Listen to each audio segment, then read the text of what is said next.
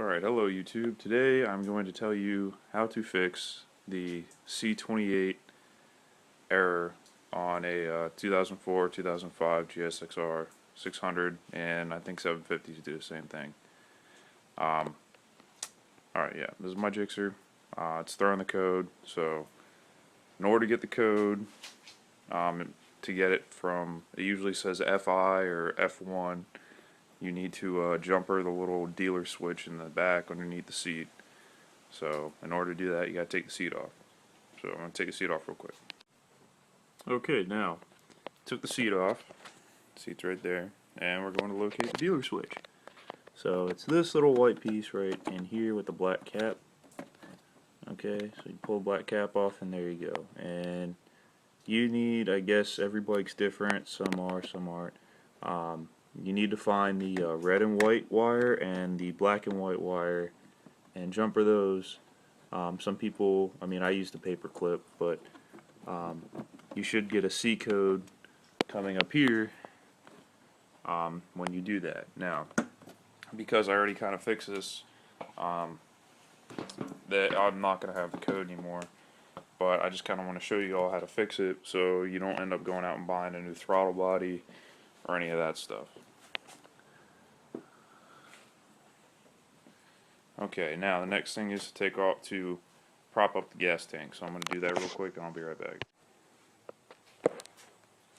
Okay, so my gas tank is propped up, and here we go. Now, a lot of videos say to you need to take off the airbox to get this little part out. I didn't, because I didn't want to get air and or dirt and stuff in my throttle bodies. So the part, which this is it, it's made by Mickey Uni. It was used in a lot of Mitsubishi cars and Kawasaki bikes and some other stuff. So I know some guys have run the numbers on it and you know, been able to match up theirs with another one and buy just this part. I don't have the time to do that, nor the ambition. So anyway, this piece, it goes right here,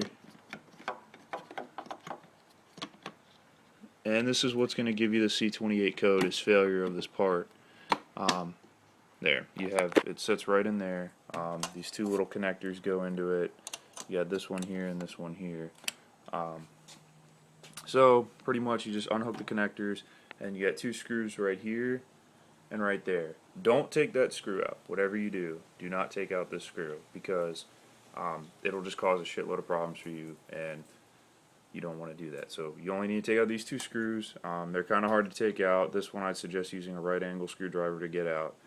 This one you just pop off. They were Loctited in from the factory, so they're a little difficult to get out. So, but you don't have to take off your airbox to get it out. So you just pop it out, and here you go. Now, as you can see, I've already repaired this. I already put screws where the rivets are, or where they were, and then this one I broke, and I've had to fill with epoxy to fix it, but that's not important. Anyway, so you need to take a drill.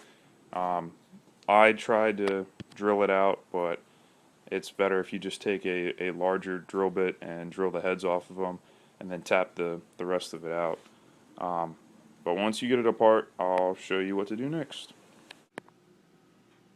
Okay, now this is step 2. You're going to want to you separate this, and I pretty much just opened it up, and these two pieces.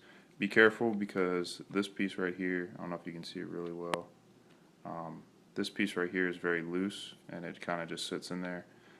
The position of these doesn't really matter in my opinion. I just kind of put them back, and I hooked it all back up, you know, just pretty much plopped it in there randomly. Maybe I got lucky, but anyway, this is what's going to give you the most trouble. A lot of the online things I've read and seen, they said to take this apart. You really don't have to do that. I'm going to pull it out for you and show you real quick what you really have to do. Hold on a second. Okay, so this is the stepper motor that just came out of this, came out of there. Yeah, this is usually the part that goes bad. Now, what actually, has been proven to go bad is these four little solders back here. These little guys, I don't know why. A couple people did research and found that the black stuff, it's not going to be black on yours. These little guys have they're what goes bad. In my opinion, there's just not enough solder on them when they come out of the factory. As you can see, I kind of boogered up the screws a little bit. These screws are very difficult to get out, so make sure you have, you put them in a vise or something to get them out. But yeah, I resoldered mine and sealed them with black electrical tape, well, liquid black electrical tape, so they shouldn't go bad ever again. But yeah, they've been sealed. You can probably get away with just touching a soldering iron or soldering gun to them and kind of helping the solder flow a little bit.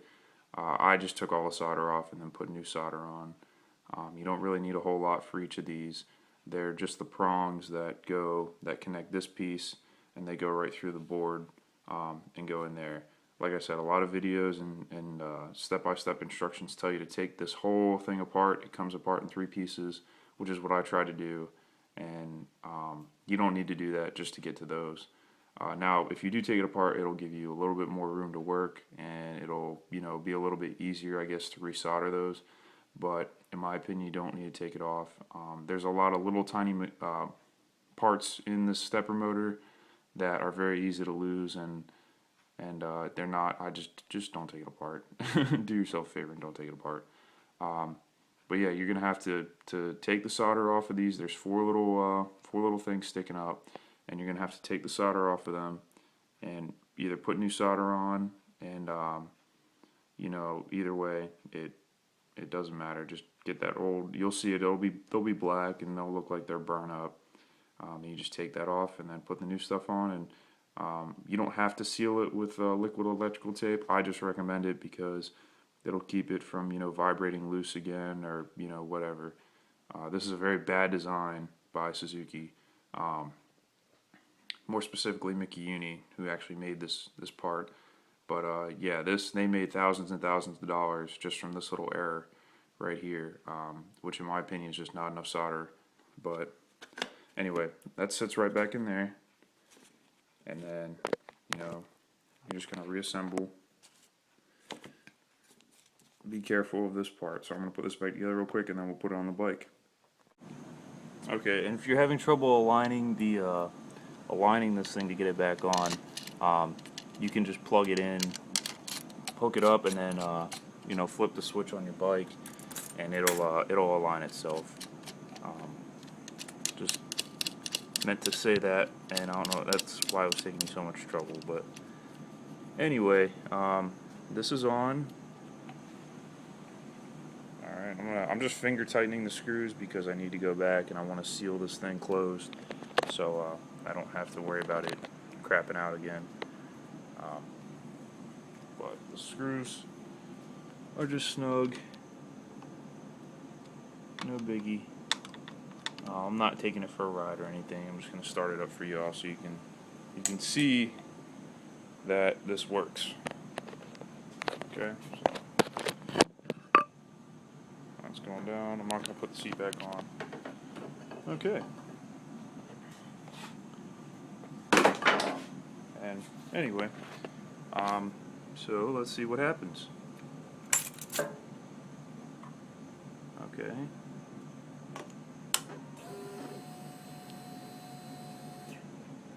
And no more code.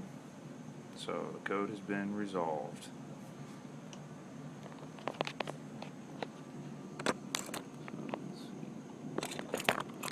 Up here, just a second. Oh yeah, and Sport Boy lights, they put in the HID for me, so look them up. They do pretty good work. But anyway, let's see what happens.